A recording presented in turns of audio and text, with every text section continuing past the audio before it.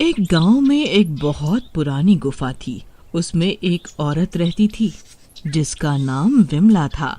वो हर रोज गांव आती। अरे ओ चूड़ी वाली, मुझे 2 दर्जन ये लाल चूड़ियां तो दे दे। फिर विमला मीना को लाल रंग की चूड़ियां दे देती है और वहाँ से चली जाती है। फिर घर जाकर मीना उन चूड़ियों को पहन लेती है। उन चूड़ियों को पहनते ही उसकी आंखें लाल हो जाती हैं। तभी वहाँ मीना का पति कल्लू आ जाता है।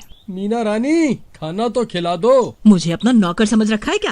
अपने आप ले ले। पूरा दिन ऑर्डर चलाता रहता है। फिर वो अपने कमरे में चली जाती है। अरे इससे क्या हुआ? फिर आधी रात होते ही डरावनी डरावनी आवाजें आने लगती हैं और मीना के कमरे में एक हैवान आ जाता है। मीना, आओ मीना। मीना चौंक जाती है और उठकर बैठ जाती है। मीना, तुम अब मेरी गुलाम हो। चलो मेरे साथ और मैं जैसा कहूँगा तुम्हें वैसा ही करना होगा। मीना का रूप बदलने लगता है। जी, मैं आपके गुलाम हूँ। मुझे क्या करना है? आप जैसा कहोगे मैं वैसा ही करूँगी। फिर मीना बिना कुछ कहे उस हैवान के साथ चली जाती है और हैवान उसे एक गुफा में ले जाकर एक तहखाने में बंद कर देता है। वहीं दूसरी ओर गांव में मीना का पति मीना को घर में ना पाकर परेशान होता है। अरे मीना, अरे ओ मेरी मीना रानी, कहाँ हो? रात में भी तुम जल्दी सो गई थी, अब कहाँ गायब हो गई? कल्लू मीना को हर जगह ढूंढता है लेकिन मीना उसे कहीं नजर नहीं आती। फिर विमला उसी दिन चूड़ियां बेचने फिर से गांव आती है और कई सारी औरतों को चूड़ियां पहना देती है और वापस अपनी गुफा में आ जाती है। और फिर आधी रात होने पर उन चूड़ियों का असर होने लगता है। उन सब की आंखें लाल हो जाती हैं और उनका भी रूप बदलने लगता है। हैवान उन सब औरतों को बुलाता है। फिर सभी औरतें भी उस गुफा में अपने आप ही खिंची चली जाती हैं। वो उन औरतों को भी तहखाने में कैद कर देता है। अगली सुबह लल्लन भी अपनी पत्नी को घर में ना पाकर परेशान हो जाता है और कल्लू के पास जाता है। अरे कल्लू भाई, तुम्हारी तरह मेरी पत्नी भी गायब हो गई। मैंने उसे कहाँ कहाँ नहीं ढूंढा पर उसका कोई पता नहीं चला भाई। और गांव वाले भी वहाँ आ जाते हैं। भाई, हमारी पत्नी भी घर से गायब है। कुछ ना कुछ तो गड़बड़ है। एक साथ सबकी पत्नियां कहाँ जा सकती हैं? चलो चलो बूढ़ी अम्मा के पास चलते हैं। क्या पता उन्हें कुछ पता हो। सारा दिन वो घर के बाहर ही बैठी रहती हैं और आते जाते सबको देखती रहती हैं। फिर वो मिलकर बूढ़ी अम्मा के पास जाते हैं। अरे बेटा, क्या हुआ? अब तुम लोग इतने परेशान क्यों हो? हाँ? अरे देखिए ना माँ जी, हम सभी की पत्नियां पता नहीं कहाँ चली गई एक साथ। मेरी पत्नी को तो 2 दिन हो गए।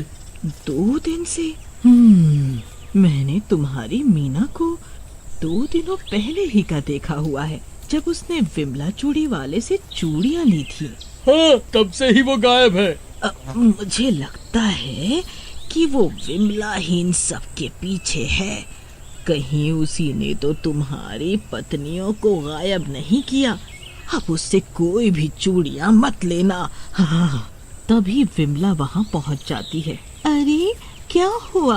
आप सब यहाँ जमा क्यों हैं? नहीं नहीं, कुछ नहीं। मैं तुम्हारा ही इंतजार कर रही थी। अब मुझे भी ये चूड़ियाँ चाहिए थी।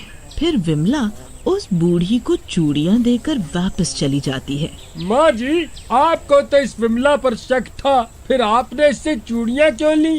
क्योंकि मुझे लगता है सारी गड़बड़ इन्हीं चूड़ियों की वजह से हो रही है। मैं आज रात इन चूड़ियों को पहनूंगी। तुम सब भी मेरे घर आ जाना। आज रात में सब दूध का दूध और पानी का पानी हो जाएगा। फिर रात होते ही सब गांव वाले बुढ़िया के घर पे जमा हो जाते हैं। फिर आधी रात होते ही बूढ़ी अम्मा पर भी उन चूड़ियों का असर होने लगता है। उसकी आंखें लाल हो जाती हैं और उसका भी रूप बदलने लगता है।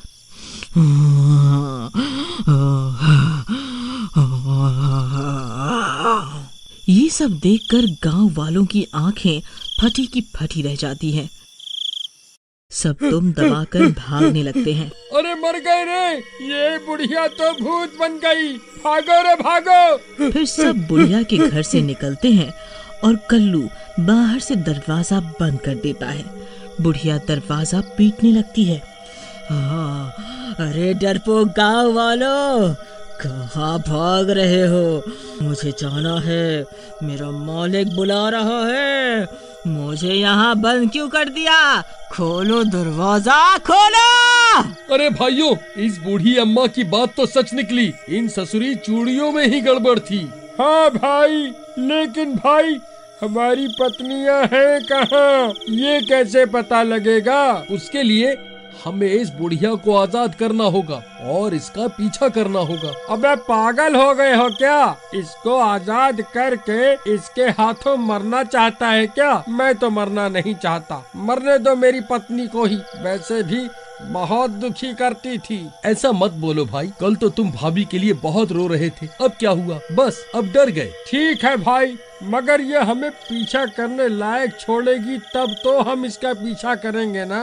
तुम सब छुप जाओ, मैं जाकर दरवाजा खोलूंगा और जल्दी से इस पेड़ के पीछे जाकर छिप जाऊंगा, कुछ नहीं होगा।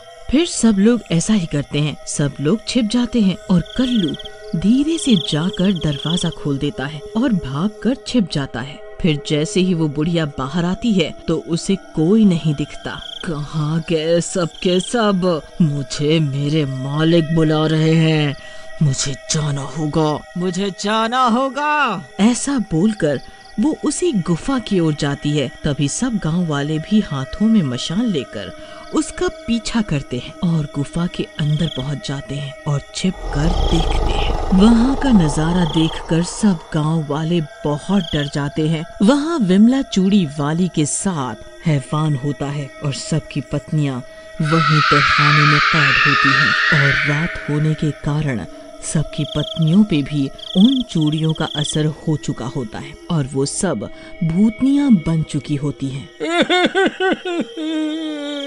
अरे मर गए रे, अरे भगवान, तुम भूतनी कैसे बन गई? अरे मर गया रे, मेरी बीवी तो भूतनी बन गई।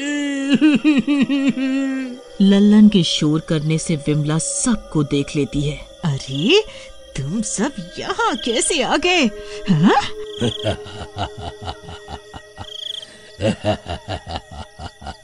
अच्छा है, अब इनके सामने ही इनकी पत्नियों की बलि चढ़ा दो विमला, ताकि मैं फिर से जिंदा हो जाऊं।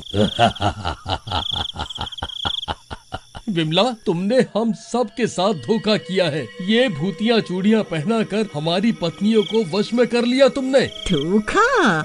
मैंने नहीं, तुम गांव वालों ने किया था। हम दोनों ने अपनी मर्जी से शादी ही तो की थी ना, लेकिन तुमने मेरे पति को जिंदा ही जलाकर मार डाला। तब से ये हैवान बनकर तड़प रहे हैं। आज अमावस की रात है, बस कुछ ही पल और मैं इन औरतों को एक साथ जलाकर बलि दूंगी, जिससे मेरे पति फिर से जिंदा हो जाएंगे। अरे नास मिट्टी औरत, कभी कोई मरा हुआ इंसान जिंदा नहीं होता। फिर सब भागने लगते हैं और रास्ते में उन्हें एक बाबा मिल जाते हैं। कल्लू उन्हें सब बात बताता है। अलख निरंजन, ऐसा नहीं हो सकता, कभी मरा हुआ इंसान जिंदा नहीं हो सकता। विमला के पति की लाश को जलाना होगा ताकि उसकी आत्मा मुक्त हो जाए। चलो आओ मेरे साथ उसी गुफा में। फिर सब मिलकर गुफा में जाते हैं। विमला, तुम्हारा पति मर चुका है। तुम्हारे पति का भूत तुम्हारा इस्तेमाल कर रहा है ताकि वो और लोगों को मार कर अपनी मौत का बदला ले सके। इसमें किसी की भलाई नहीं है। सोचो, तुम अपने पति को जिंदा करने के चक्कर में इन सब की पत्नियों को मार डालोगी। विमला, तुम इसकी बात मत सुनो, मैं इनमें से किसी को नहीं छोड़ूंगा। फिर हैवान कल्लू को हवा में उठाकर फेंक देता है। अजी छोड़ दो, मैं आपको जिंदा करने के लिए, अपने स्वार्थ के लिए इतने सारे लोगों की जान नहीं ले सकती। आपको जाना होगा, लेकिन मैं भी आपके साथ चलूंगी क्योंकि मैं आपके बिना नहीं रह सकती। और खुद को भी अपने पति की लाश के साथ जला देती है। अरे विमला, ये क्या किया तुमने? अरे मर गया रे। फिर उनके जलते ही सबकी पत्नियां भी ठीक हो जाती हैं।